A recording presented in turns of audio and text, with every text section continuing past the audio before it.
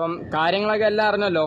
നിവിൻ പോളി ഈ കുറ്റക്കാരനല്ല ഈ ഒരു കേസിൽ. കാരണം പീഡിപ്പിച്ചു എന്ന് പറയുന്ന സമയത്ത് വർഷങ്ങളെന്നുള്ളത് ഫിലിമിൻ്റെ സെറ്റിലാണെന്നുള്ളത് എൻ്റെ ഡയറക്ടറായിട്ടുള്ള വിനീത് ശ്രീനിവാസ് ഓൾറെ പറഞ്ഞിട്ടുണ്ടായിരുന്നു. ഇങ്ങനെ നിൽക്കുമ്പം ഒരു തെളിവില്ല പെങ്കൊച്ചിൻ്റെ കയ്യിൽ.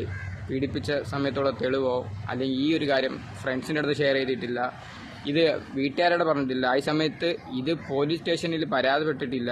ഇതിനുമ്പ് ഒരു പരാതി കൊടുത്തിട്ടുണ്ട്, അതിൽ പീഡനം എന്നുള്ളൊരു ഓപ്ഷൻ ആ ഒരു പരാതി ചെയ്തിട്ടില്ല. എല്ലാ കേസുകളും ശരിയാവണമെന്നില്ല.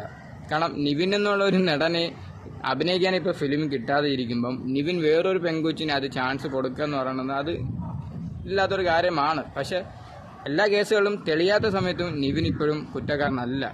പല ഗ്രൂപ്പുകളിൽ ഞാൻ കണ്ട സമയത്ത് നിവിനെ ഭയങ്കര വൾഗറായിട്ട് കമൻ്റ് അടിച്ചുകൊണ്ടിരിക്കും, നിവിൻ ചെയ്തിട്ടുണ്ട്. കുറ്റം തെളിയുന്നവരെ നിവിൻ കുറ്റക്കാരനല്ല.